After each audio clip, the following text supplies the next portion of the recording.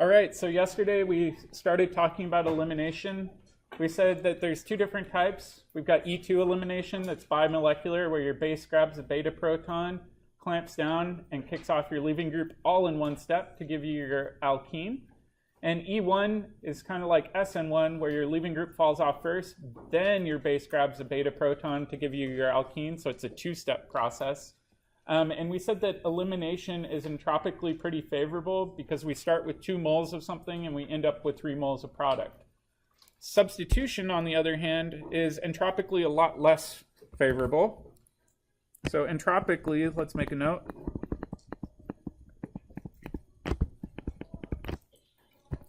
Entropically, substitution reactions don't change much.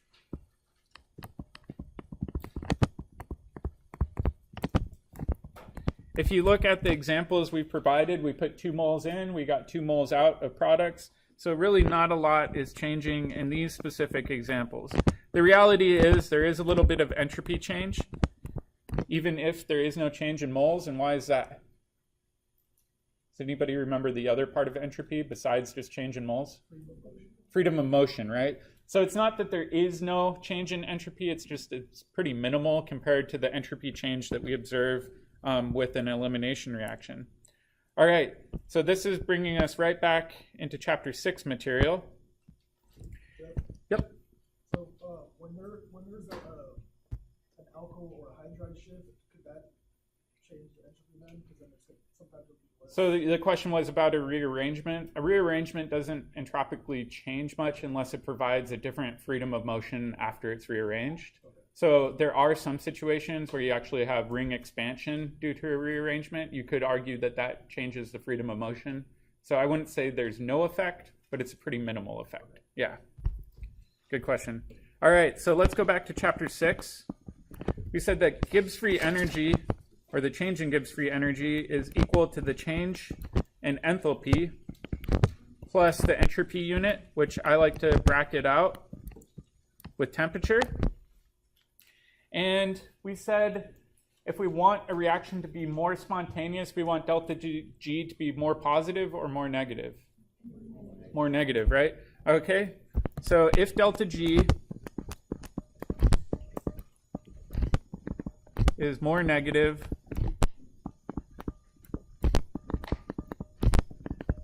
the reaction is more spontaneous. Does that mean it's a faster reaction? No, not necessarily. It just means it's going to allow you to get to a more stable product, right? All right, what we were just talking about had nothing to do with delta H, so we're going to kind of ignore this portion of the Gibbs free energy equation, and we're going to focus in on this portion over here.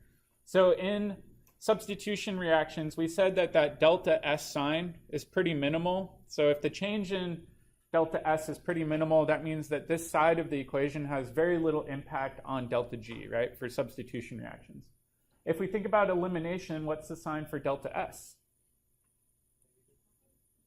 Is it getting positive, meaning more disorder? Yeah.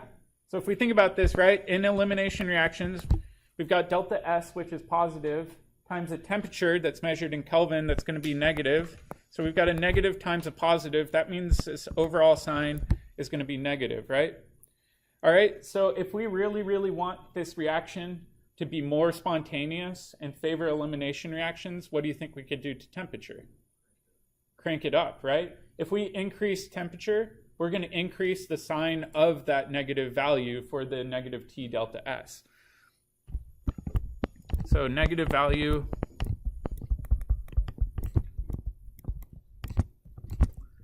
for elimination.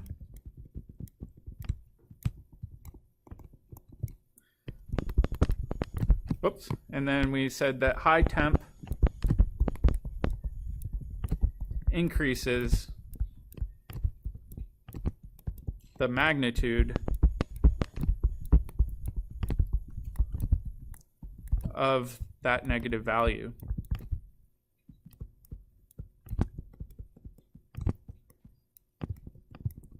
All right, so this is a lot of abstract ideas going on here, but the simple takeaway is if you want elimination to occur, quite often you do this under really high temperature conditions to take advantage of entropy here, right? So let's make a note of that. So elimination reactions are generally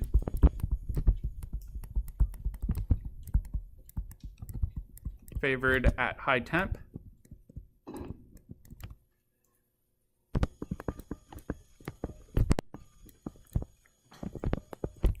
While substitution reactions typically don't change much with temp.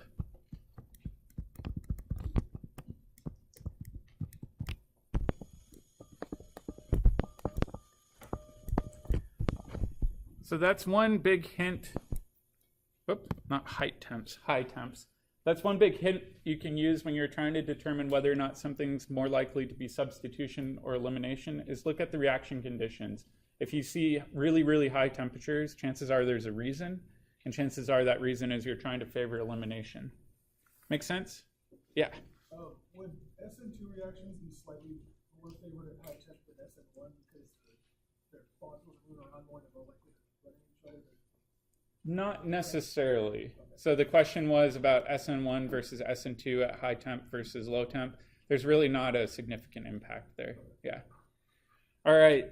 So now if we go back up and we look at this, we're going to get into the super nitty-gritty. Elimination, we said we're using a base to accomplish the transformation. Substitution, we're using a nucleophile. Nucleophiles are often good bases. Bases are often good nucleophiles, but sometimes they're not. They're more of a Venn diagram. All right, so let's discuss the difference between basicity and nucleophilicity. And let's start out by discussing what makes a good nucleophile. Let me change the view here.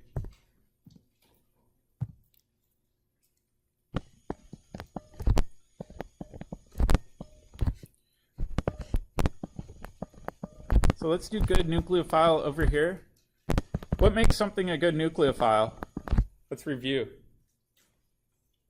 Is a good nucleophile something that's stable or unstable? Unstable, okay. Is a good nucleophile something that's big, sterically hindered, or something that's small? Small, okay. So I'll just write not bulky. And if we think about this in terms of a reaction coordinate diagram, we've got energy down here, we've got reaction up here. And the whole idea with this is we want a really unstable starting material, meaning an unstable nucleophile. That way the hill that we have to climb is smaller, right? So let's label this, and we'll write that good nucleophiles have a small EA.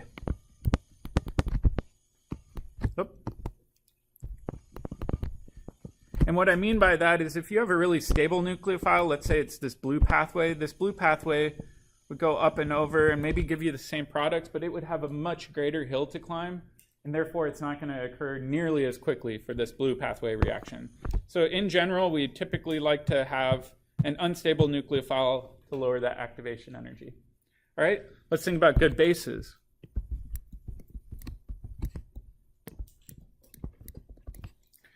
What makes a good base? Is it something that's stable or unstable? Unstable, it wants to steal a proton, right?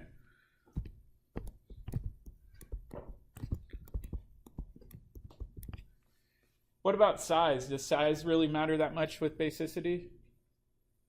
Not really. We never talked about it in the cardio rules.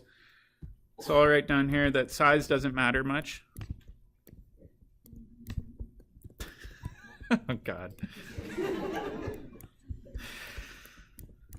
All right, moving on. We'll do the reaction coordinate diagram to compare what's going on between these two. With the basicity, are we measuring activation energy at all? No, we're not. Instead, with basicity, we don't care about activation energy. It tends to be quite small for any sort of proton transfer. All we really care about is which is more stable, our starting material or products. So what we're looking at with basicity isn't the activation energy, we're measuring the delta G value.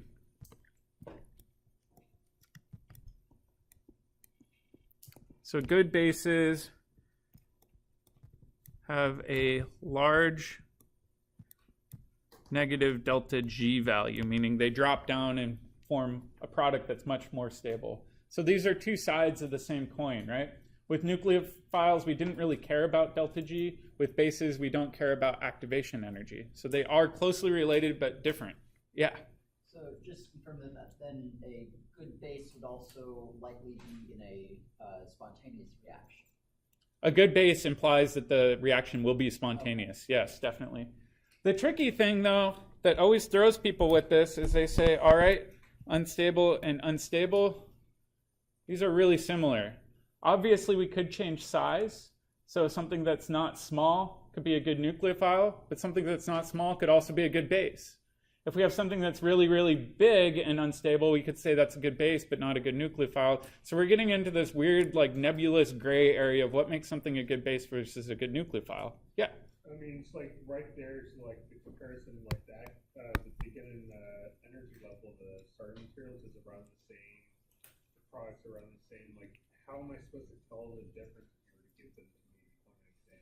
So we'll go over all of the minutiae about what makes a good base, and a good nucleophile, but it is very abstract. Yeah? Also, doesn't delta G, isn't that more a value of like a reaction and not necessarily just one component of the reaction? Yeah, exactly. So delta G is looking at the overall reaction. When we were looking at acid-base equilibria, we didn't really care about the activation energy. We just looked at the right-hand side and the left-hand side of the equilibrium and we said which one's more favorable. That was all we did, right? So it's different. With nucleophilicity, we do have to think a lot more about that activation energy. Yeah, it's weird. So let's go through and try to break this apart because it is confusing. So let's think about factors that affect activation energy.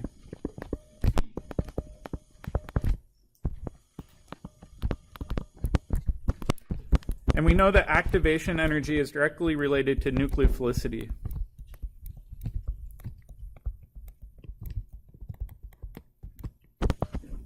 All right. The most obvious one that we talked about was sterics. And sterics is a fancy word for bulkiness.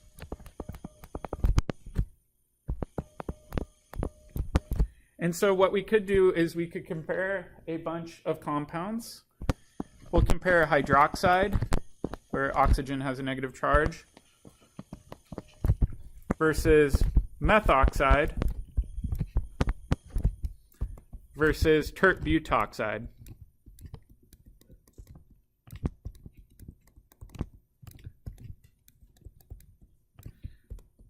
All right, quite obviously you can tell we're getting more bulky going this way.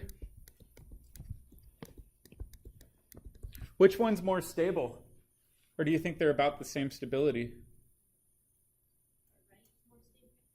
So this is where it gets weird. In the cardio rules, when we were assessing stability, we said look at charge. These are all -1 charges.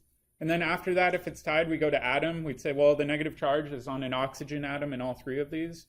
Then we would go to resonance. None of these have resonance. None of these are in a different orbital. None of them have really any significant difference in dipole induction. So really, one could argue that the stability of these is roughly the same, meaning from a potential energy point of view, these are all roughly in that same ballpark. However, quite clearly, the Tert-Butoxide is huge compared to the hydroxide. It takes up a ton of space. So if we think about nucleophilicity, we said, is favored when we don't have bulky things.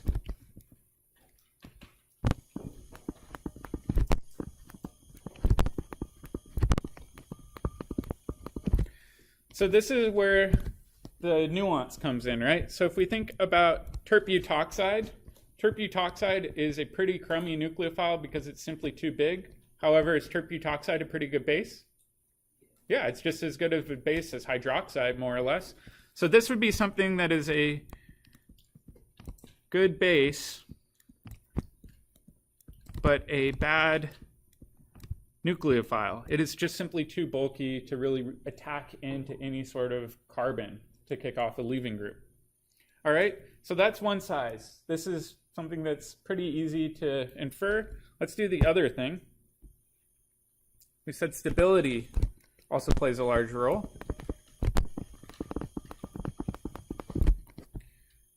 All right. If we think about stability, one thing we talked a lot about last chapter was solvation impacts stability.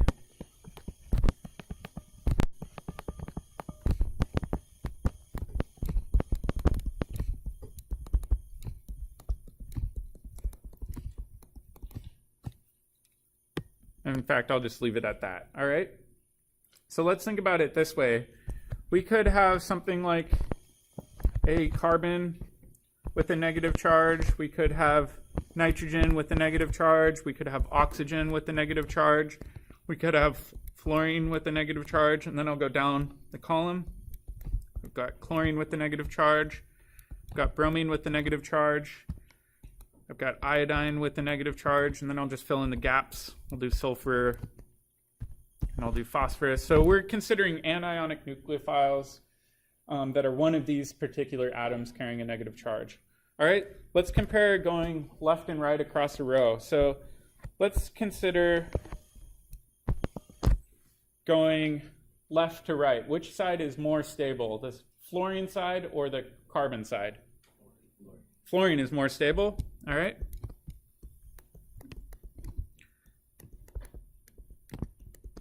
All right, so if it's more stable, does that mean it's a better nucleophile or a worse nucleophile? Worse nucleophile. That means carbon with a negative charge is going to be a lot less stable.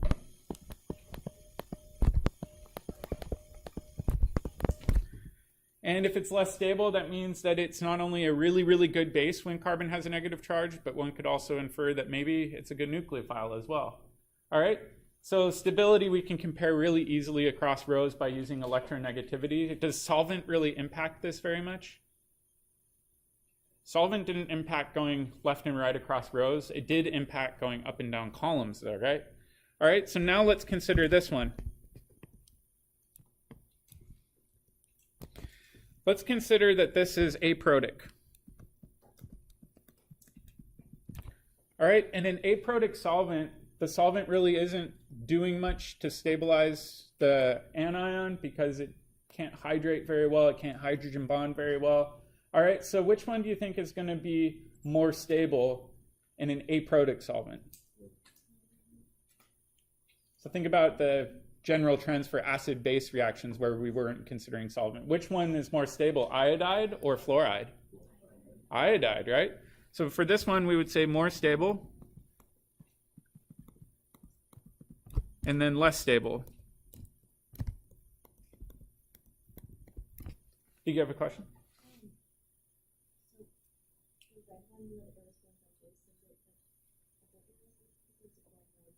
So I have arrows going both ways to indicate as we go up, we're going less stable. And as we go down that column, we're going more stable. That's all I mean by that. Yeah. All right. Now let's consider a polar protic solvent. Oops. Let me change colors. All right, with polar protic solvents, we can do the same trend, but if you remember, the trends are actually flipped. In a polar protic solvent that can H-bond, it's going to really, really tightly H-bond to fluoride, making it more stable, making it less likely to attack. So in this case, fluoride is more stable. And this is going to be less stable. All right, so we can think about this in terms of nucleophilicity, right? Because this is really what we're talking about here. All right, if we're going left, or sorry, if we're looking at nucleophilicity, we want things that are less stable. So we could say things get more nucleophilic as you go right to left across a column. Or if we're comparing rows, we could say things get more nucleophilic as you go up a column in aprotic solvents, or more nucleophilic as you go down a column in protic solvents. So we've got three trends we need to consider here. Does that make sense? So it is kind of confusing. If we think about F minus though, F minus, is that a better base or a worse base than I minus? It would be a better base, right? So if we think about basicity, we could say fluoride with a negative charge is going to be a much better base than iodide with a negative charge, right? However, our nucleophilicity trends don't match the basicity trends here. So we can actually impact which one's going to be a better base or a better nucleophile by changing the solvent conditions. Does that make sense? All right. Let's consider factors that affect delta G.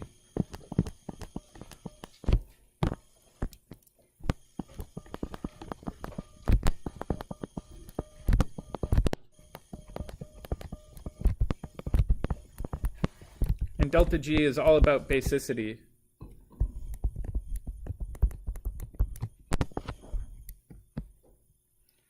All right, we want our base to be unstable.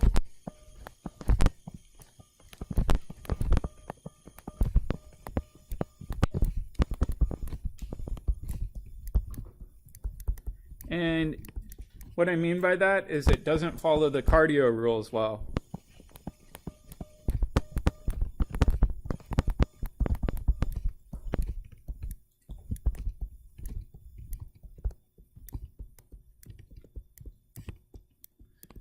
So ideally, a good base is something that obviously has a charge, right?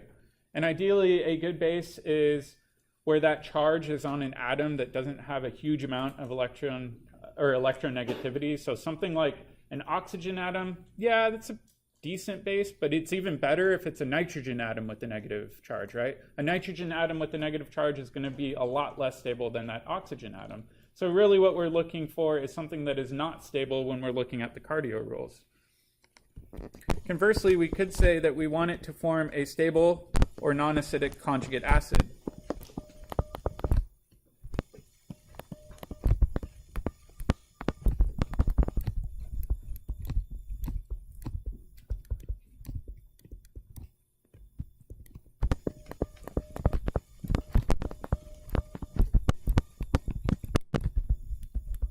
So just like I said, anytime we're doing an acid-base reaction, we want it to be downhill, which means we want our products to be more stable than our starting material.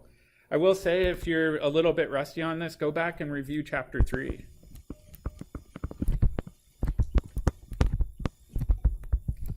I think most people are actually doing pretty well with the acid-base chemistry, but if there are any gaps, try to go back and review that because a lot of these trends will show up all year long. All right. I'm going to put a note down here. Sterics and solvation do play a role, but it's just a small role.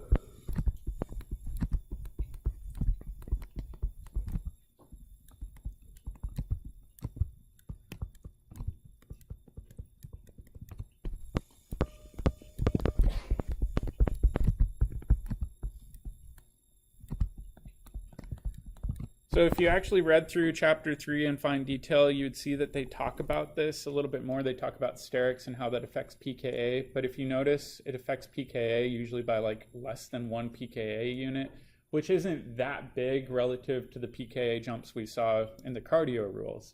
So they're a pretty small role, something we're not going to worry about too much. All right, so let's consider it this. What if we need a base that isn't a nucleophile?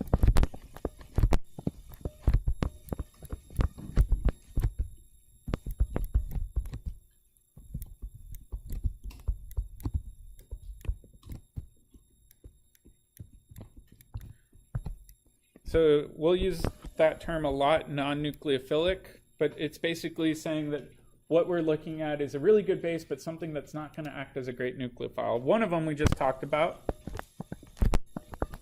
What's one option? Size, right? Use a bulky base.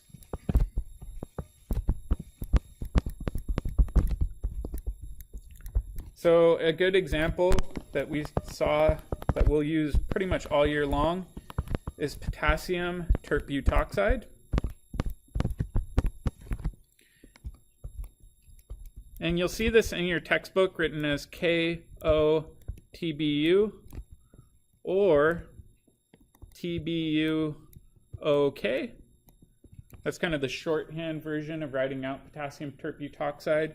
Essentially what that means is that this is a tert-butyl group, which abbreviates as TBU and TBU, but you always want it in that correct order, whether or not it comes at the beginning or the end, and then show that it's attached to an oxygen, and then the countercation is potassium.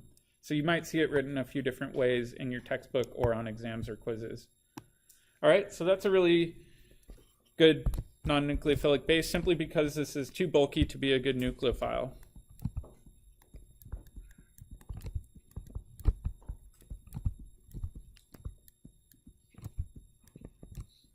All right, option 2. Yeah. Is there a reason why potassium is used, or is it just?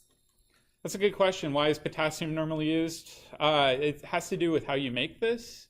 So oftentimes when you're making potassium tert-butoxide, you take tert-butanol, so the starting alcohol, you get metallic potassium, you just cut off a chunk and you throw it in. And you can actually make it that way. Sodium can work. It's just not as aggressive as potassium. Potassium is just a lot faster, a lot easier. However, potassium is a lot more dangerous to work with. So it's kind of a double-edged sword that way. All right, option 2.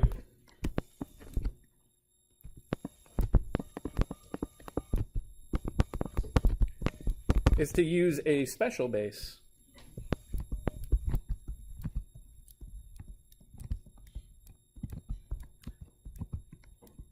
Chemists have been fighting this trend for a long, long time, and so they've tried to explore bases that just historically don't act as a good nucleophile. And there's a handful of these, but I'll give you 2 of the more common ones. The first one is a bicyclic system where nitrogen is one of the bridgeheads. Draw this 10 times fast. No. We'll find then. All right. If we think about this as a base, we can react this with some sort of acid. So I'll just show this as H+ in solution. My question for you is which of these nitrogens is going to act as the base? Talk about it with your neighbor and see if you can decide. Really, like. Yeah. All right. So let's take a look at this. I just copied and pasted the molecule over. Let's say the top nitrogen is the one that grabs a proton. So I'm just going to arbitrarily pick that one, draw a proton in. That means that nitrogen would have a positive charge. Or we could say, well, why not this bottom one? If we have that with a positive charge right there, we would have nitrogen with now 4 bonds on it, and it too would have a positive charge. Which one's more stable? The left or the right? So I've seen students before say, well, that positive charge on this left molecule, can't we stabilize that by resonance and move that pi bond over? No, then we would have a Texas nitrogen. That's not allowed. So that doesn't have any resonance stabilization. However, the right one, absolutely it does. So I'm just going to erase this one. We know that this is most likely going to be, our stable or more stable conjugate acid. So let me fill in my reaction arrows. We're going to add that in. And then we can say, well, this has resonance structures, right? Specifically, what it has is a resonance structure where you can kick this nitrogen's pi bond over.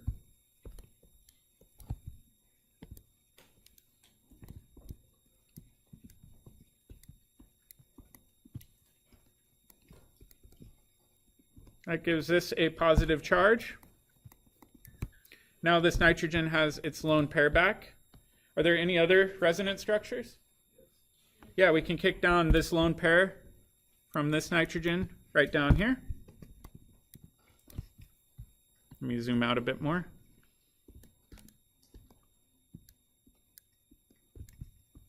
Oops, I forgot my nitrogen. So now we have a double bond here, hydrogen there, and now this nitrogen has a positive charge. All right, so this is a pretty cool special base. It's a great base because the conjugate acid has a huge amount of resonance stabilization. Yep. And, the primary resonance structure will be the middle one, right? That's the nitrogen part going on. That's a good question. So if we think about which one's the major resonance contributor, first thing we look at is full octets. I would say the middle one doesn't have full octets. I would say the left and the right one do. So the major contributors are actually the left and right resonance structures. Good question, though. All right, why do you think this is a crummy nucleophile, though? Huge. It's huge, and it doesn't even have a negative charge on it, right? So if you don't have a negative charge, you're just simply not going to be a great nucleophile. But this is a really good base because the conjugate acid is so stabilized through resonance. Yep. No question? All right. So the name of this special base is called 1,5-diazo-bicyclo-430 known 5-ene. This is a lot to write down anytime you need to write it down. In fact, most people never ever write this down. Instead, it has an acronym called DBN.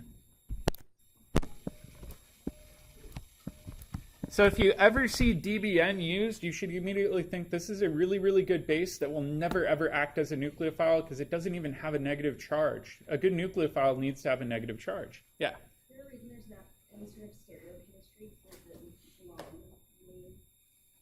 So there's no stereocenters in this molecule, so we don't need to include R or S, and we don't need to include E or Z because the ring isn't above an 8-membered ring. Yeah, good question though. All right. There's one more special one. This one's even harder. Ugh. I hate this one. That's why I always teach it second. So we've got 1, 2, 3, 4, 5. Oh my goodness. I'm going to fix this. Just going to take a picture of it.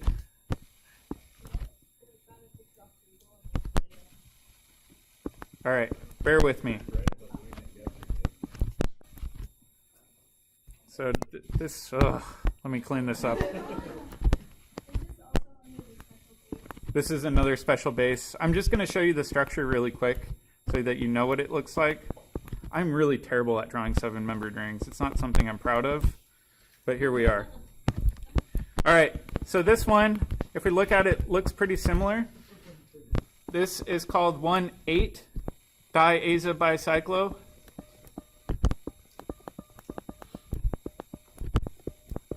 And this is now a 5,4,0 Undec 7-ene. So the acronym for this one is DBU. And if we look at this one is also resonance stabilized. To save myself the heartache of drawing a 7-membered ring again, I'm just going to copy this over. Science. And just like before, it's actually the non-bridgehead nitrogen that acts as the basic site here. So this is going to pick up a proton. I'm not going to show that middle resonance structure because it's way less stable. Oops.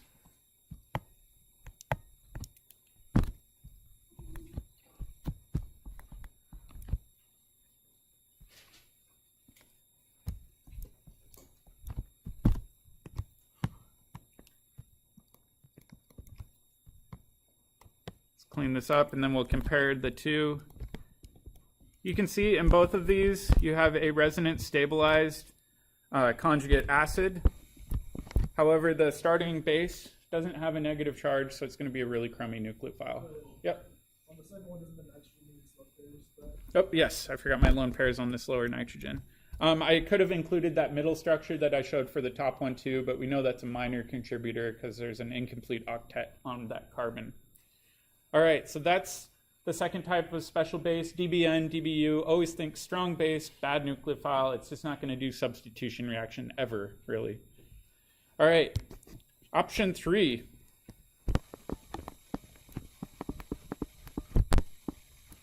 Option 3 is kind of a unique one, and that is use an insoluble base.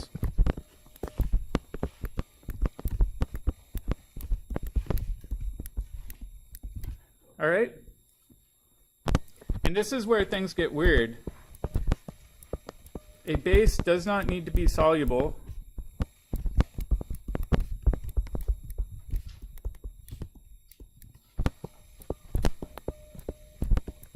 To do acid-base chemistry.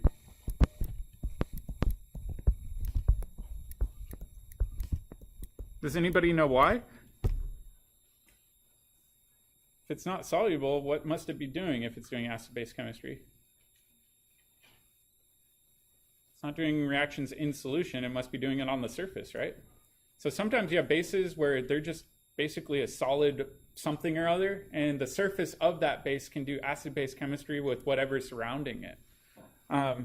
So it'll do surface chemistry. Yeah, it's similar to oxidation.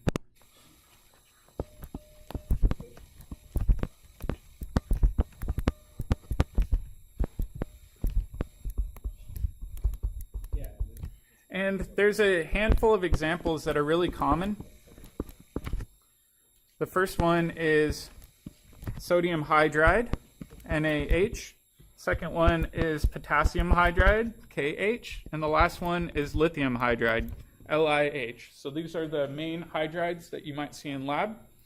A lot of people get confused about what these are. So let's take sodium hydride, for example. We know that sodium is always going to be a cation, at least when it's ionic and not a metal. So we've got sodium as a cation. That means that our hydrogen here is not a proton. It is not H+, it must be H-. Right? So hydride is way different than a proton. It's basically the counterpart to a proton. A proton is the classic acid in the Arrhenius theory. A hydride is a super duper good base, which makes sense, right? If we've got a source of protons around, this hydride will really, really quickly find one of those available protons. You'll still have sodium floating around. Sodium will float around as a cation.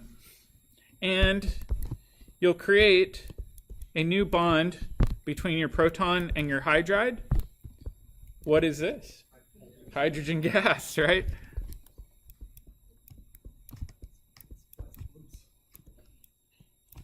This hydrogen gas will bubble out of solution. You know these reactions work when there is bubbling occurring. And the nice thing with this is hydride is a really bad nucleophile, but a really wonderful base.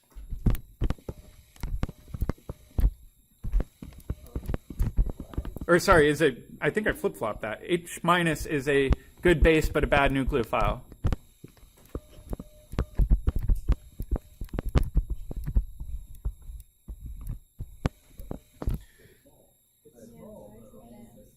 Yeah, so people will say, but it's so small. The problem is it's not soluble very well. So if it's not soluble, it doesn't have a chance to go into solution and find a carbon to react with. Instead, the way I like describing this as is hydride's basically just reaching out from its solid state, trying to find any proton it can pluck off.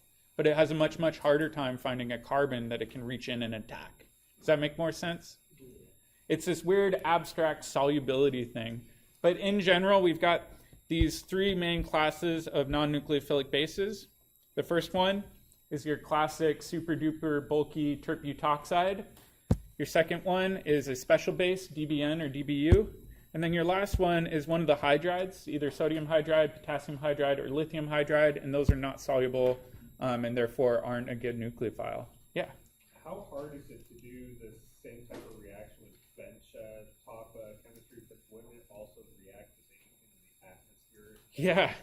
So sodium hydride and potassium hydride, when you get it, is actually so reactive they have trouble finding a container to put it in. What they normally do is they put the powder in a baggie, and then they put that baggie in usually a double sealed container where the first layer is metal and then the outside container is plastic. The problem is it will react with humidity in the air, create hydrogen gas and hydroxide. And I remember one time, this is a complete aside, I was working with this, trying to get it out of the bag. I measured it out, I closed the bag up, I shoved it back into the container, and it blew out in my face. Ooh, that's why you wear PPE, right? That's why we want to wear goggles, because if you get hydride in your eyes, it's not going to feel very good. So this is really nasty stuff to work with sometimes. The easiest reagent to handle, I will say, is probably Tert-Butoxide. You can buy that from any chemical supplier. DBN and DBU are also really easy to handle. However, they're a lot more expensive and the atom economy is a lot lower. And then these ones, they do work, but they're just a lot harder and more hazardous to handle. Yep. What was the point of, like,